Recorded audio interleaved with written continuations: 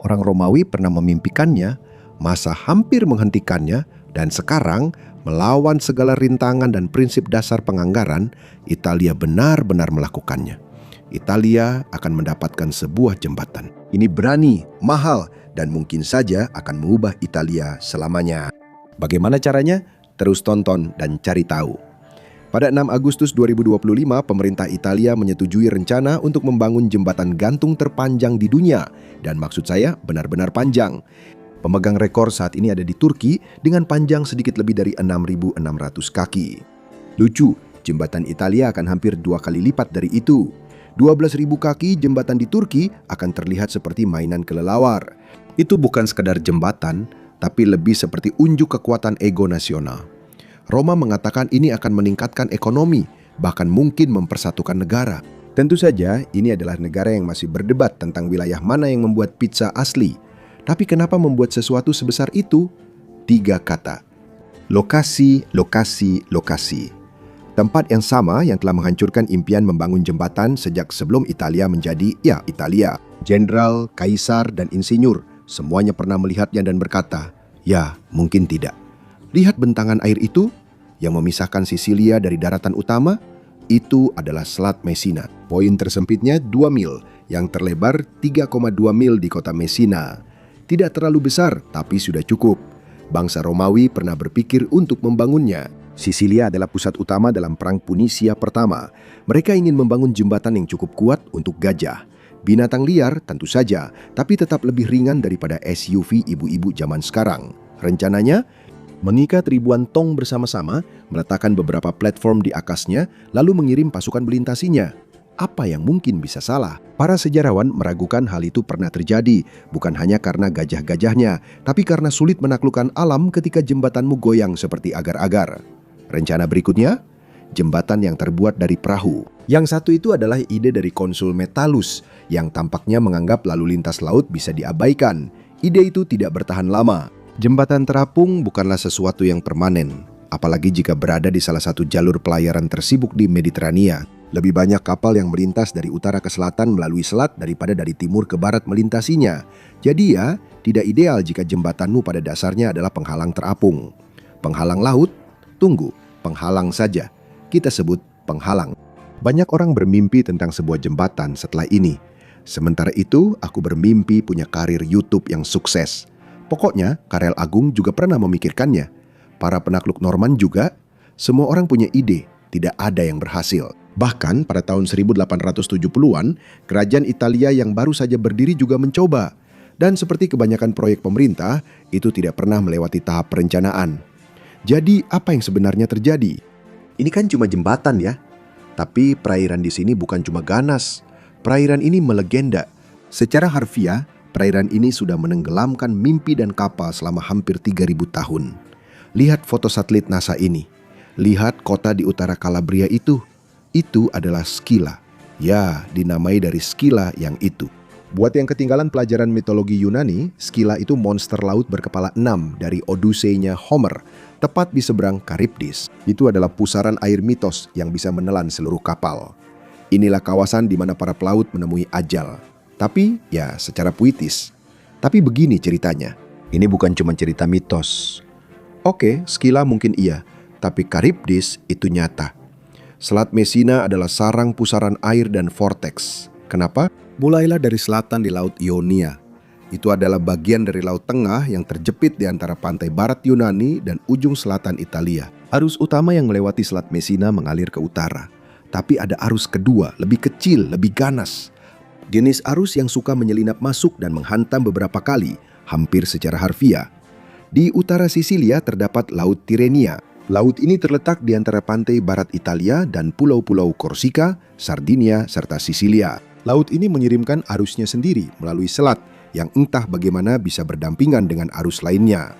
Keduanya telah mencapai gencatan senjata yang cukup stabil, hampir seperti hubungan yang bersahabat. Kamu akan mengira mereka seperti manusia jika manusia pernah sebijaksana itu. Di selat yang sebenarnya, kedua arus itu bergantian setiap 6 jam, seperti teman sekamar yang punya jadwal bersih-bersih, pasif-agresif. Pergantian arus mereka menciptakan kekacauan yang tidak ada tandingannya di tempat lain di Mediterania, yang jika dibandingkan, pada dasarnya hanyalah bak mandi raksasa yang asin. Sebagian besar hampir tidak bergerak dengan pasang surut kurang dari 30 cm. Kenapa begitu? Karena Laut Mediterania itu seperti dunianya sendiri. Satu-satunya pintu masuk ke Atlantik adalah Selat Gibraltar yang lebarnya 13 km. Itu seperti penjaga pintu yang menjaga agar lautan liar tetap di luar. Penghalang yang nyaman bagi para pelaut yang lebih suka air yang sedikit kurang mematikan. Tapi Selat Messina adalah pengecualian, pembuat onar. Celah sempit antara cekungan Turania dan Ionia memeras air seperti selang yang dijepit. Hanya saja selang ini melawan balik. Arusnya mengaum, berputar, dan meliuk-liuk. Dan itu baru permukaannya. Cerita sebenarnya itu tersembunyi di bawahnya. Di bawah ombak Selat Messina tampak seperti gunung terbalik. Itu ada di Ganziri Punta Pezzo Junction, tempat yang namanya terdengar seperti gelato. Tapi lereng-lereng yang menuju ke titik itu jauh dari kata rata. Ke utara, di Laut Turania, dasar laut menurun perlahan hingga mencapai kedalaman sekitar 1,2 mil di Pulau Stromboli. Setelah itu, kondisinya menjadi buruk. Hanya beberapa kilometer setelah persimpangan, dasar laut turun dengan cepat, 1.600 kaki. Lalu ada lagi bagian sedalam 6.600 kaki di persimpangan antara Capo Tarmina dan Capo Darmi. Itu bukan dasar laut, itu seperti wahana roller coaster bagi ikan. Kedalaman yang tidak rata itu membentuk corong ganda selap ini. Ketika Laut Turania mencapai pasang tinggi, Laut Ionia surut. Lalu mereka bergantian, seperti dua lautan yang berebut hak asuh atas dasar laut. Tapi tunggu dulu, masih ada lagi. Tentu saja ada. Ada 3 hal lagi yang membuat tempat ini sangat tidak stabil, seperti krisis parubaya di Mediterania. Pertama, suhu. Laut Turania tetap hangat berkat bentuknya yang tertutup. Sementara itu, Laut Ionia tetap lebih dingin dan lebih murung. Dan itu bukan satu-satunya perbedaan mereka, masih banyak lagi. Laut Turania mungkin unggul dalam hal kehangatan, tapi Laut Ionia, laut itu lebih ganas, lebih asin, dan lebih padat daripada Laut Turania. Hasilnya, kedua laut ini tidak akur. Yang satu tenang, yang satu lagi murung. Persaingan saudara khas Mediterania. Bersama-sama, kondisi ini menghasilkan arus pasang surut yang bisa mencapai kecepatan hingga 9,2 km per jam. Tidak terlalu terasa di darat, tapi di bawah air, ceritanya berbeda. Ketika arus Ionia mengambil alih, air dingin naik dari bawah, terjadi upwelling. Sempurna untuk ikan. Mimpi buruk bagi siapapun yang mencoba membangun sesuatu yang tidak langsung runtuh. Ketika arus Turania memimpin, air mengalir ke selatan, tapi lebih hangat, lebih ringan. Air itu meluncur di permukaan seolah-olah terlalu bagus untuk bercampur. Mirip saya kalau lagi di pesta. Tapi di bawah 100 kaki, air Ionia masih mengendalikan segalanya. Bahkan laut pun punya masalah hierarki. Persimpangan arus yang saling bertabrakan ini menciptakan pusaran dan arus berputar. Itu kekacauan yang sama yang disalahkan Homer pada monster laut Charybdis. Mitos, tentu, tapi ketidakstabilannya sangat nyata. Kamu bisa melihatnya dari luar angkasa. Gambar satelit menunjukkan ombak yang berputar seperti laut sedang mengalami krisis identitas. Di bumi, kamu akan menemukan pantai-pantai yang dipenuhi rumput laut, tercabut dari dasar laut dan terhempas ke daratan oleh pasang surut yang ganas. Berani coba? Selat ini juga merupakan tempat memancing yang hebat. Arus pasang memaksa ikan-ikan laut dalam naik ke permukaan. Ambil perahu, parkirkan di selat, dan bersiaplah menghadapi kondisi yang berat. Kamu mungkin bisa menangkap banyak ikan sebagai hadiah. Tempat ini adalah hotspot untuk ikan todak, tuna, sari Atlantik, albacora, dan lainnya. Tapi kita akan bahas lebih lanjut tentang satwa liarnya nanti. Ini mepek, bukan saluran memancing. Oh iya, kalau kamu suka pembahasan geografi mendalam seperti ini, pastikan untuk menekan tombol subscribe. Kalau tidak, orang tuaku akan tahu bahwa YouTube bukan cuma fase. Jadi, pasang surut dan arus hanyalah sakit kepala pertama bagi para insinyur, tapi bukan satu-satunya. Poseidon tidak membuat hidup Odysseus sengsara hanya karena dia menguasai laut. Dia juga dewa gempa bumi, dan wilayah ini dia sangat sibuk. Selat Messina terletak di sepanjang serangkaian patahan. Ada patahan Selat Messina, namanya sesuai, jujur tapi kurang kreatif. Lalu ada patahan Capo Pelero, patahan Tindari, semuanya bagian dari busur Calabria. Tapi pertunjukan sesungguhnya ada di bawahnya. Disinilah lempeng Eurasia dan Afrika bertemu. Dan seperti hubungan yang tegang, mereka tidak pernah stabil. Gempa bumi adalah hal yang biasa di sini. Mungkin tidak sedramatis pusaran air Charybdis, tapi tetap saja bisa merusak harimu. Pada bulan Desember 1908, gempa berkekuatan 7,5 mengguncang di bawah selat ini. Itu menghancurkan Messina dan Reggio Calabria. sekitar 100.000 orang tewas. Salah satu gempa paling mematikan dalam sejarah dan bukan hanya terjadi sekali saja. Gempa serupa mengguncang wilayah ini selama bertahun-tahun. Bumi di sini tidak hanya bergerak, ia juga menyimpan dendam. Selat ini sering mendapat pengingat betapa tidak stabilnya wilayah ini. Gempa kecil dengan magnitudo 4,7 terjadi secara rutin pada tahun 1952, 1961, 1975, dan 1985. Sejak saat itu, semuanya tenang. Yang dalam istilah geologi, itu bukan pertanda baik. Dan ada sumber tekanan tektonik lain di wilayah ini, bepergian 80 km ke barat daya. Lihat benda runcing yang mengeluarkan asap itu? Itu adalah Sang Nyonya Cincin, Gunung Etna. Berapa kali meletus? Setidaknya 186 kali sejak tahun 1500 sebelum Masehi. Itu berarti 1 kali setiap 19 tahun. Tapi jangan berpikir letusannya terjadwal. Pada tahun 2011, gunung itu meletus 11 kali dalam 3 minggu. Benar-benar ingin jadi pusat perhatian. Anehnya, letusan Etna tidak selalu buruk jika kamu mengabaikan lava dan sebagainya. Tanah vulkanik yang ditinggalkan sangat subur. Seperti versi alam dari bingkisan permintaan maaf karena membakar rumahmu. Itulah sebabnya sekitar 20% penduduk Sisilia tinggal di dekat Etna. Mereka tahu di mana tempat yang aman. Sebagian besar. Kurang dari 100 orang yang benar-benar tinggal dalam radius 5 km dari kawah. Kadang-kadang Etna tidak banyak tingkah. Pada tahun 1669, gunung itu meletus dengan sangat dahsyat sehingga lava mencapai tembok kota Catania yang berjarak 40 km jauhnya. 5 minggu setelah dimulai, kalau Etna mulai berulah, gunung itu benar-benar habis-habisan. Tidak cukup hanya mencapai Selat Messina, jadi ini kabar baik. Para insinyur jembatan tidak perlu merancang dengan mempertimbangkan lava panas. Kabar buruknya, jembatan itu tetap berada di sebelah salah satu gunung berapi paling aktif di Eropa. Getaran terus-menerus menambah tekanan tektonik. Pada tahun 2018, gempa berkekuatan 4,9 mengguncang sisi timur Etna. 2 abad sebelumnya, kekuatannya mencapai 6,2. Gunung itu meletus 2 kali hanya pada tahun 2025. Salah satu letusannya membuat penerbangan dari Bandara Catania dibatalkan karena awan abu. Terbang melalui abu vulkanik saja sudah berbahaya. Bagaimana kalau harus mengemudi melaluinya? Semoga beruntung dengan klaim asuransi itu.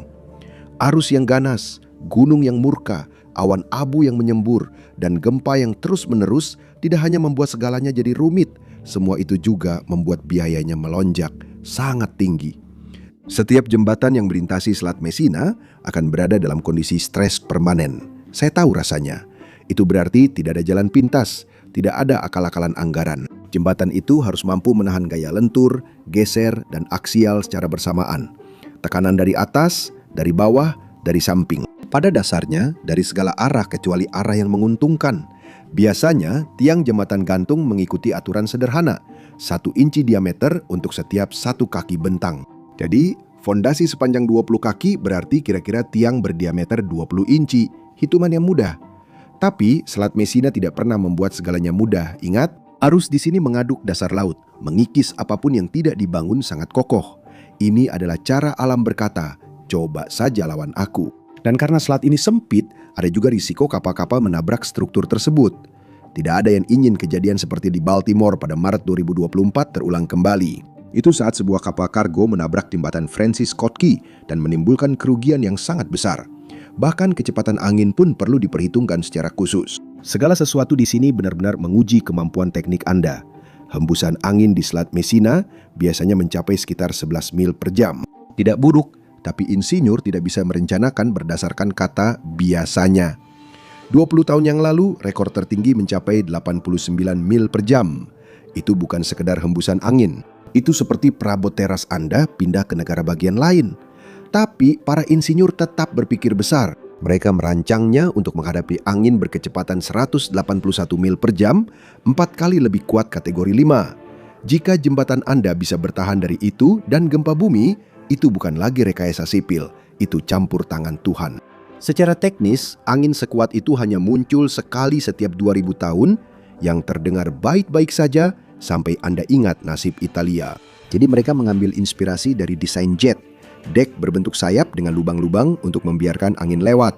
Sebagian jembatan, sebagian pesawat, dan sepenuhnya yakin bahwa tidak akan ada yang salah. Lalu bagaimana dengan gempa bumi? Bangunan di sini dirancang untuk bertahan dari gempa yang terjadi sekali setiap 500 tahun. Tapi itu belum cukup baik untuk jembatan ini. Bukan untuk sesuatu yang semahal, berisiko, dan penuh kontroversi politik seperti ini. Jika jembatan ini runtuh, beberapa karir juga akan ikut hancur. Dan masih ada rintangan lain. Pelabuhan Messina sendiri memindahkan hampir 8 juta ton kargo dan 9,5 juta penumpang setiap tahun. Ini bukan sekedar pelabuhan, tapi lebih seperti ban berjalan dengan pemandangan indah. Kapal pesiar juga sangat menyukainya. Sekitar 340.000 penumpang berlayar setiap tahun. Semuanya membawa tabir surya, sandal, dan kemampuan untuk membuat hari seorang insinyur jadi berantakan. Kapal-kapal ini seperti gedung pencakar langit yang mengapung. Beberapa menjulang setinggi 200 kaki di atas permukaan air. Jadi jembatan apapun di sini harus bisa melewati ketinggian itu. Deknya harus berada setidaknya 203 kaki di atas, ditambah lagi 16 kaki sebagai cadangan, yang sebenarnya bukan sesuatu yang ingin Anda dengar dari insinyur tentang sesuatu yang mencegah mobil Anda jatuh ke laut. Jadi fondasinya harus dibuat sangat dalam. Materialnya harus lebih tahan lama daripada kebanyakan pemerintahan Italia. Menaranya harus cukup kokoh untuk menahan guncangan. Sisa jembatan harus bisa melentur dan menyebarkan gaya, membuat Anda berpikir lebih baik naik feri saja. Tapi ini sebenarnya bisa dilakukan dengan mudah, kata-kata terakhir yang terkenal. Bukan berarti teknologinya belum ada. Para insinyur sudah tahu ini bisa dilakukan sejak awal tahun 1900-an. Jembatan gantung, bahkan mungkin terowongan. Tantangannya bukan pada sainsnya, tapi pada segala hal lainnya. Jadi bukan masalah besar. Eropa tidak sedang mengalami abad yang tenang. Jadi ide itu dibiarkan begitu saja sampai tahun 1953. Lalu desain jembatan praktis pertama akhirnya muncul. Itu berasal dari David B. Steinman. Itu adalah orang yang membangun jembatan Mackinac di Michigan. Dia melihat selat itu dan berpikir, tentu saja itu tampak bisa diatasi. Rencananya membutuhkan fondasi yang ditanam sedalam 390 kaki ke dasar laut dengan bentang tengah sepanjang 5.000 kaki. Dari ujung ke ujung, jembatan itu akan membentang lebih dari 9.800 kaki yang terpanjang di dunia. Ya, setidaknya sampai seseorang dengan lebih banyak uang dan lebih sedikit akal muncul. Tapi itu tidak pernah terjadi. Jembatan itu akan membutuhkan 12.000 pekerja. Itu akan menelan biaya ratusan miliar lira yang pada saat itu seperti uang monopoli dengan cetakan yang lebih bagus. Italia pasca Perang Dunia II masih membangun kembali dari puing-puing sungguhan. Meminta proyek raksasa seperti ini adalah hal yang sangat optimis. Lalu datanglah tahun 1960-an. Itu adalah masa keemasan optimisme dan pelaksanaan yang buruk. Pada tahun 1965, pemerintah mengusulkan sebuah jembatan. Dan jika itu terdengar familiar, memang seharusnya begitu. Mereka menghabiskan sekitar 1,3 miliar dolar untuk studi kelayakan. Hasilnya, tumpukan dokumen dan sakit kepala. Salah satu idenya adalah jembatan yang dapat ditenggelamkan atau jembatan di atas ponton terapung yang bisa berputar agar kapal bisa lewat. Berani, konyol, dan seperti yang diduga, ditinggalkan. Lalu datanglah tahun 1970-an. Lebih banyak studi kelayakan, lebih sedikit jembatan. Ternyata, jembatan yang sebenarnya adalah dokumen-dokumen yang kita buat selama ini. Tapi saat abad ke-20 hampir berakhir, dua hal besar benar-benar terjadi. Pada tahun 1981, pemerintah Italia membentuk perusahaan Selat Messina. Satu-satunya tugasnya merancang dan membangun jembatan. Bukan sekedar saran, tapi undang-undang. Tidak ada yang lebih menunjukkan keseriusan kita selain lebih banyak dokumen. Lalu datanglah tahun 1990-an dan untuk sekali ini, studi kelayakan benar-benar menghasilkan sesuatu yang layak. Perusahaan itu punya rencana yang nyata, bahkan sudah konkret. Tapi ini Italia, jadi tentu saja semuanya terhenti selama 1 dekade. Sampai tiba-tiba semuanya berjalan lagi. Untuk sesaat benar-benar terlihat seperti semuanya mulai bergerak dengan cepat. Yang di Italia biasanya justru saat seseorang lupa membangun gawangnya. Pada tahun 2005, pemerintah Silvio Berlusconi akhirnya mengambil keputusan. Kontrak konstruksi diberikan kepada Salini Impradilo yang sekarang bernama We Build Company. Pada tahun 2006, Impradilo dan perusahaan Selat Messina meresmikannya. Bukan secara romantis, tapi hampir. Salini Impregilo memimpin dengan kepemilikan saham sebesar 45%. Bergabung bersama mereka, mitra dari Spanyol, Jepang, Denmark, dan Kanada. Konstruksi seharusnya dimulai akhir tahun itu, namun kemudian terhenti. Bukan karena masalah teknik, bukan karena gempa bumi atau angin, tapi karena sesuatu yang jauh lebih merusak. politik. Sekali lagi, bencana alam paling konsisten di Italia. Berlusconi dengan segala kekuatannya mulai mendapat pukulan besar. Dia tersingkir dari jabatannya lewat pemungutan suara. 6 bulan kemudian parlemen membatalkan jembatan itu. Setelah puluhan tahun studi dan miliaran yang dihabiskan, mereka masih belum yakin itu memungkinkan. Itu cukup mengesankan, mengingat menilai kelayakan memang secara harfiah termasuk dalam tugas mereka. Secara resmi, mereka menyalahkan risiko gempa bumi. Secara tidak resmi, alasannya adalah segala hal lainnya. Biayanya, utangnya, ekonominya, dan ketakutan yang masih ada tentang memberi mafia pekerjaan sampingan baru. Lagi pula, korupsi di Italia tidak pernah pensiun. Itu hanya berganti keluarga. Bagi Calabrias di 'Ndrangheta, pada akhir tahun 2000-an, kejahatan terorganisir menyumbang antara 7 hingga 9% dari PDB Italia. Itu bukan dunia kriminal bawah tanah, itu adalah model bisnis. Sayangnya bagi jembatan itu, kejahatan terorganisir di Italia tidak mudah menyebar ke tempat lain. Itu adalah spesialisasi wilayah selatan. Jadi para anggota parlemen berasumsi bahwa setidaknya sebagian dari uang yang mengalir melalui Sisilia dan Calabria akan berakhir di tangan mafia. Itu bukan paranoia, hanya berdasarkan pengalaman. Dan itu terdengar cukup jelas. Setiap dekade selalu ada yang mengusulkannya. Jutaan euro dihabiskan untuk menelitinya, lalu tidak mengejutkan, sesuatu terjadi dan akhirnya tidak ada jembatan. Pada awal tahun 2000-an, Italia telah membuat lebih banyak laporan studi kelayakan daripada jembatan yang sebenarnya. Pada titik ini, mereka bahkan bisa membangun jembatan dari laporan-laporan itu sendiri. Tentu saja pemerintah tetap berusaha tegar. Awalnya, jembatan Berlusconi tampak tahan terhadap krisis keuangan. Pada tahun 2009, dia menjanjikan 1,3 miliar euro untuk proyek itu. Pekerjaan bahkan sudah dimulai dengan mengalihkan jalur kereta api di Canatello. Jembatan itu akan selesai pada tahun 2016, setidaknya begitu katanya. Tapi kenyataan tidak selalu sejalan dengan optimisme. Dan itu akan segera menghantam Italia dan Berlusconi dengan keras. Krisis keuangan berubah menjadi krisis utang Eropa. Yunani jatuh lebih dulu, Italia menyusul. Berlusconi yang tenggelam dalam skandal dan perhitungan yang buruk mengundurkan diri pada tahun 2011. Penggantinya, Mario Monti, membatalkan proyek tersebut pada tahun 2013. 2 bulan kemudian, perusahaan Selat Messina dilikuidasi. Setelah puluhan tahun janji, satu-satunya hal yang pernah dibangun hanyalah kekecewaan. Dan itu tetap seperti itu selama 10 tahun. Ada pepatah Italia, "Aku akan melakukannya ketika jembatan di atas Selat Messina selesai dibangun." Masuk akal kan? Tunggu dulu, mari kita bicarakan lagi tentang perusahaan Selat Messina. 10 tahun, itu waktu yang lama untuk proses likuidasi. Kebanyakan perusahaan dibubarkan lebih cepat. Ada lagi putaran kekacauan politik dan omongan lama soal proyek itu mungkin akan dibangun. Lalu Giorgia Meloni menjabat pada bulan September 2022 dan sejujurnya pemerintahannya cukup stabil, setidaknya menurut standar Italia. Yang mengeluarkan dekret untuk menghidupkan kembali dan merombak proyek tersebut. 2 bulan kemudian sebuah komite ilmiah baru dibentuk. Dan pada bulan Juni, status likuidasi perusahaan itu secara resmi dicabut, seolah-olah 20 tahun terakhir tidak pernah terjadi. Pada tahun 2024, orang-orang mengira proyek ini akan terhenti lagi, tapi tidak. Italia benar-benar menindaklanjutinya, yang sejujurnya terasa tidak wajar. Persetujuan diberikan pada 6 Agustus 2025.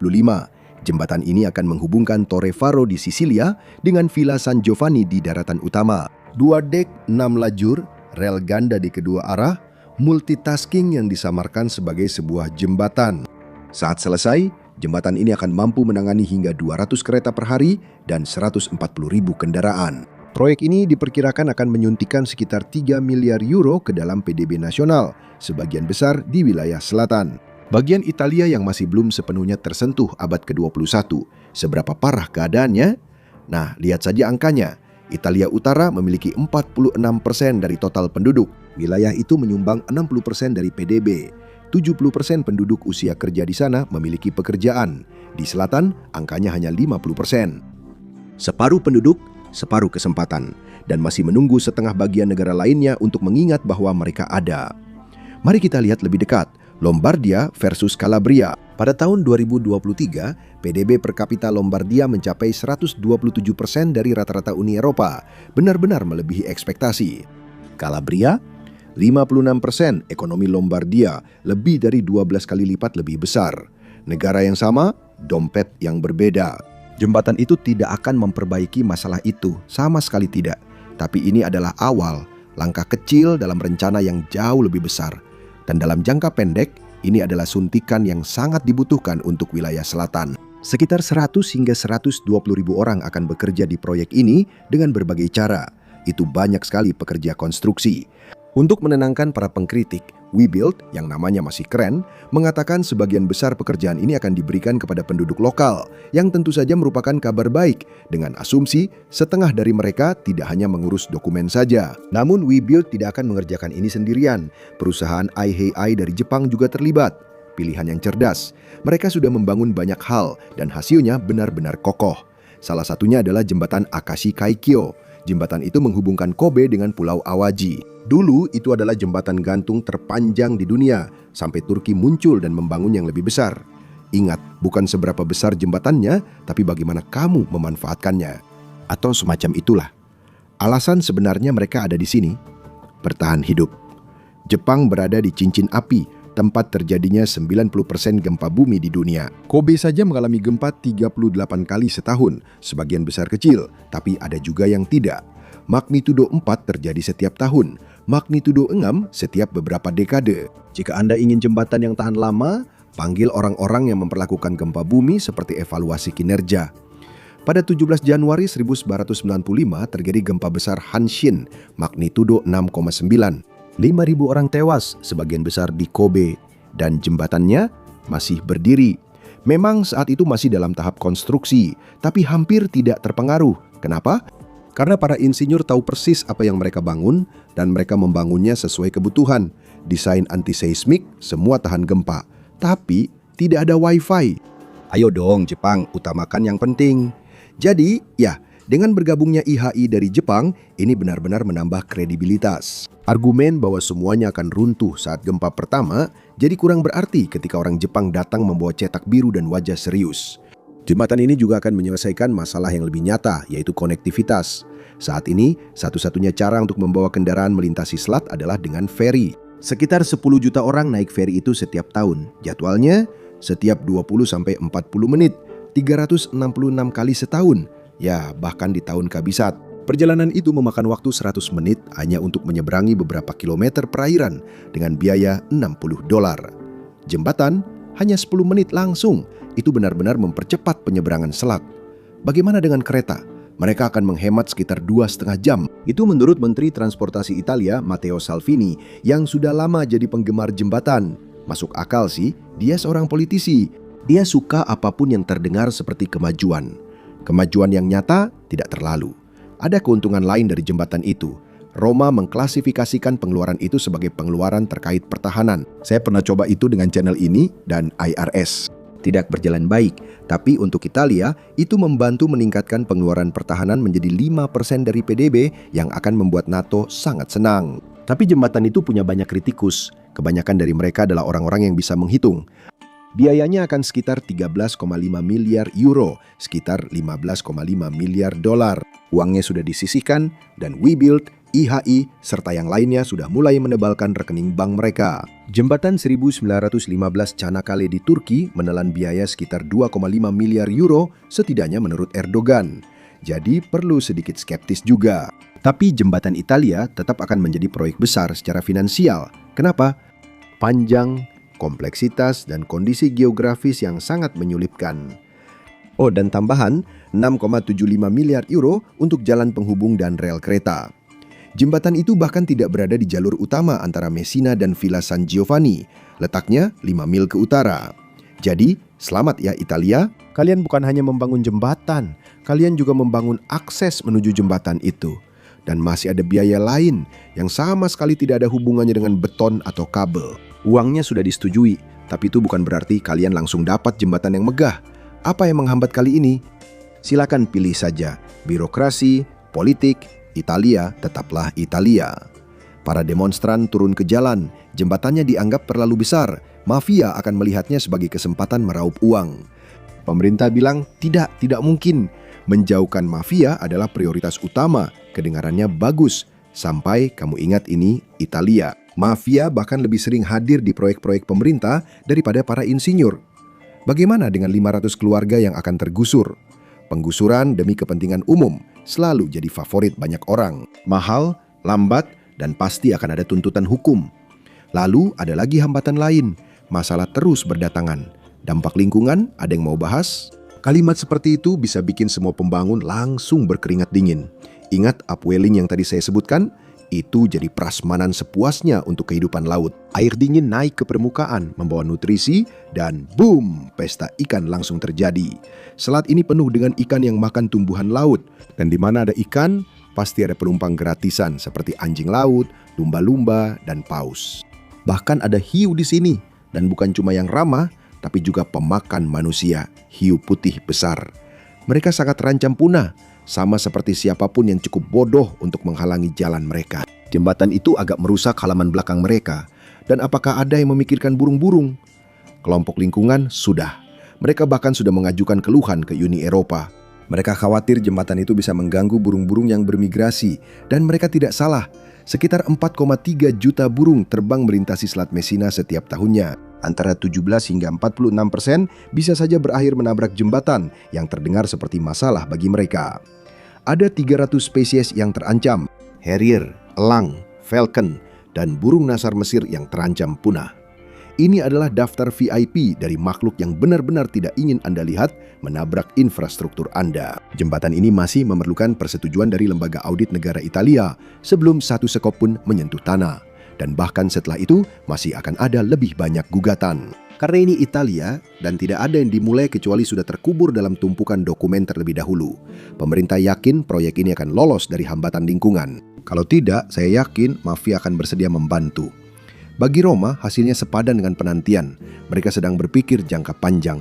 Kapal kargo bersandar di Sisilia, menurunkan barang-barangnya, lalu menuju utara dengan kereta cepat. Bukan hanya ke Italia, tapi sampai ke seluruh Eropa. Jembatan itu akan menjadi mata rantai yang hilang. Kunci penghubung yang menghubungkan Sisilia ke pasar Uni Eropa melalui koridor Berlin-Palermo, dari keterlambatan feri hingga impian pengiriman barang. Atau, kamu tahu, sampai seseorang menyadari setengah kargonya masih tertahan di bea cukai. Dan masih ada lagi, Sisilia adalah wilayah yang sangat strategis. Orang Yunani, Kartago, Romawi, Arab, Norman, semua menginginkannya. Sinar matahari, makanan enak, dan ini adalah gerbang antara Eropa dan Afrika. Populasi Afrika 1,4 miliar, sekarang 2,5 miliar pada tahun 2050. 40% dari populasi dunia pada tahun 2100. Itu jumlah orang yang sangat banyak dan permintaan yang besar. Eropa melihat peluang, membangun koneksi, menggerakkan barang, menghasilkan uang. Jembatan ini sangat cocok. Sudah ada terowongan kereta Gibraltar yang menghubungkan Spanyol dan Maroko, serta inisiatif Global Gateway Uni Eropa senilai 150 miliar euro. Itu membangun infrastruktur di seluruh Afrika, menghubungkan benua itu ke dunia. Ada proyek seperti Koridor Lobito, jalur kereta sepanjang 1.100 mil yang melewati Angola, Zambia, dan Republik Demokratik Kongo. Italia mencoba untuk selangkah lebih maju dengan jembatan Selat Messina. Rencananya mengembalikan Italia Selatan ke peran yang sejak dulu dimilikinya. Sebuah persimpangan yang sangat indah antara Eropa yang kaya dan Afrika yang sedang bangkit. Dan jika mereka mengalahkan terowongan Spanyol, itu adalah bonus. Jika ada satu hal yang disukai Eropa, itu adalah kompetisi infrastruktur yang pasif-agresif. Jadi mungkin ketika jembatan Selat Messina selesai, itu tidak akan menjadi lelucon lagi. Mungkin. Semuanya sudah siap. Webuild dan IHE sudah terikat kontrak. Dananya sudah ada. Dan waktunya sangat mencurigakan secara politis. Pemilu akan berlangsung pada 2027. Pembangunan oleh para ahli akan dimulai lebih awal. Dan semoga sebelum ada yang bisa membatalkannya. Terima kasih sudah bergabung bersama saya hari ini. Saya harap Anda menikmati videonya. Dan jika Anda ingin melihat lebih banyak video seperti ini, silakan pertimbangkan untuk berlangganan dan aktifkan notifikasi. Itu benar-benar sangat membantu. Terima kasih sekali lagi dan sampai jumpa lagi di Mepek.